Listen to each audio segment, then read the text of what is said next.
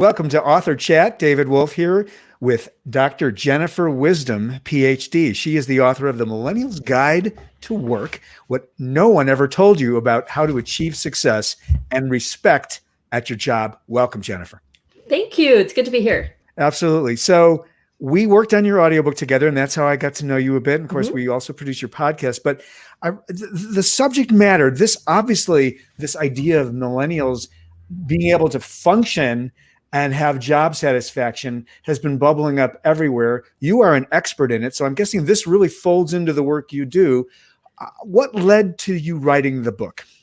Yeah, great question. So I've worked for the past 20 years or so with young people. So as a faculty member at university where we'd have lots of young people coming through, I supervise young people who are working with me. I also do consultation with organizations and often are working on intergenerational issues. And so I noticed as I was looking for more information on this, doing my research, like the nerd I am, I found that there's all kinds of books for how us older generations, Gen X and baby boomers, can deal with millennials. So how to get the best out of your millennials or how to help your millennials be successful. But there wasn't anything for how millennials can deal with us and kind of the different perspectives we might have or how to manage those challenges. So that's where this book came from. I just started writing it down. Wow. And I just want to show folks Millennials Guide to Work. There it is. So you'll recognize the cover. The book is really fascinating and really concise as we were working on it. What was notable is the fact that it really is organized into sets of challenges, basic work skill challenges, self-management challenges, colleague challenges, like 66 of these. So you really parsed it out and organized them so beautifully. I guess I want to ask what led to that organizational structure, and then we can talk a little bit about some of these different sections.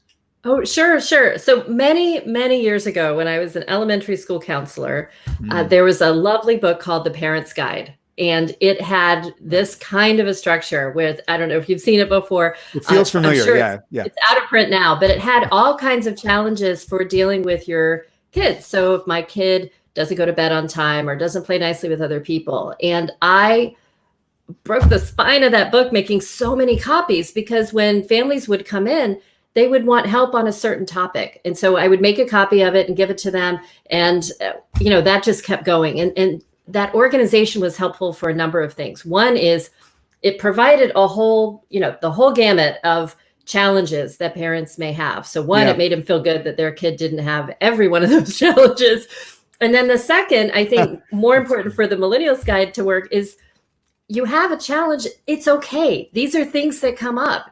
I think part of what happens in our 20s and certainly happened to me in my 20s and early 30s was feeling like these problems were because there was something going on with me instead of realizing these are just things that come up in a workplace and let's talk about it and let's work it out.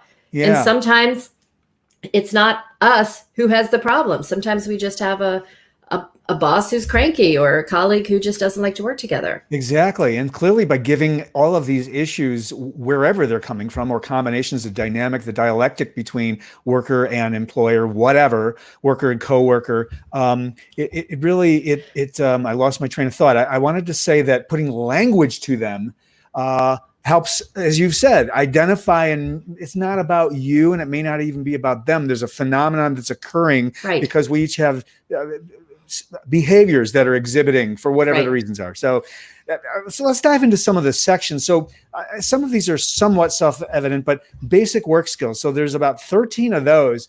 If you could just kind of give us a sense of these sections and what they mean and what you've learned in the work you do.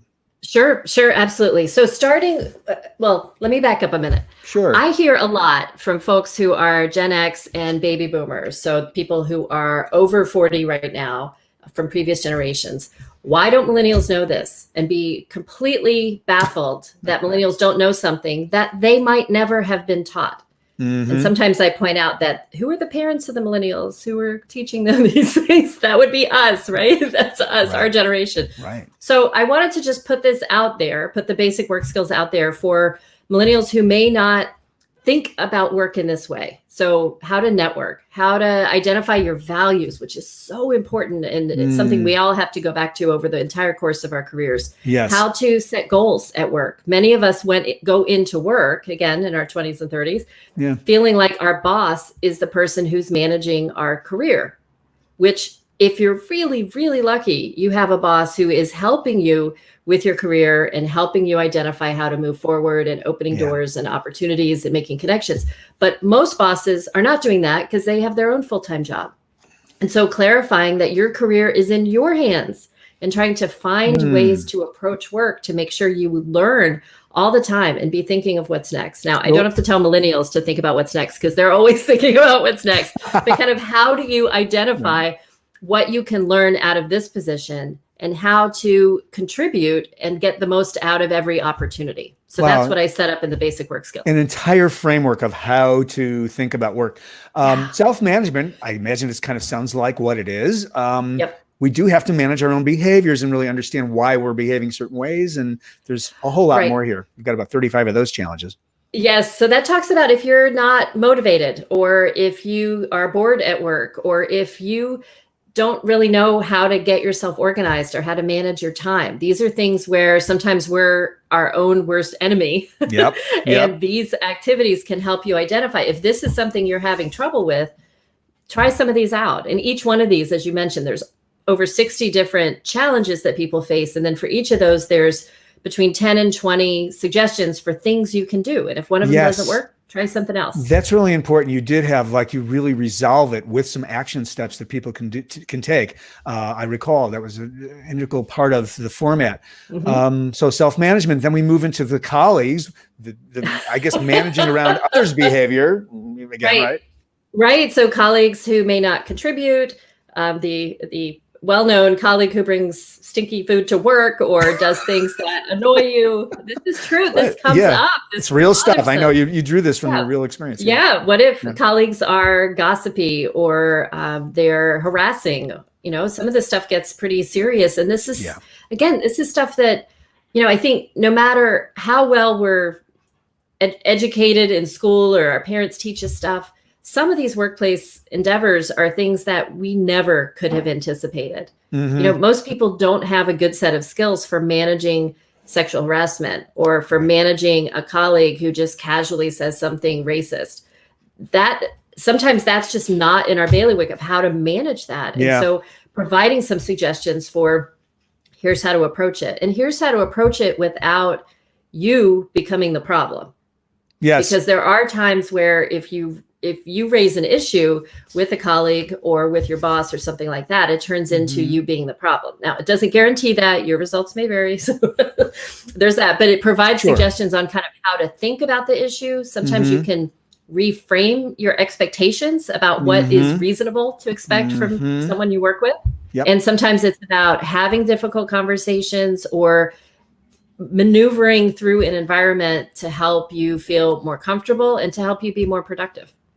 And, you know, the next section, part 4, is boss challenges. And I mean, again, this is about managing the dynamics of relationships, and you have generational overlay to that. So talk a little bit about some of the common challenges that we find when you're dealing with a superior or even as a manager who's a millennial dealing with an employee who is older than you. So yes. So all of our bosses are not necessarily older than us, but in many cases, especially for millennials, they might be.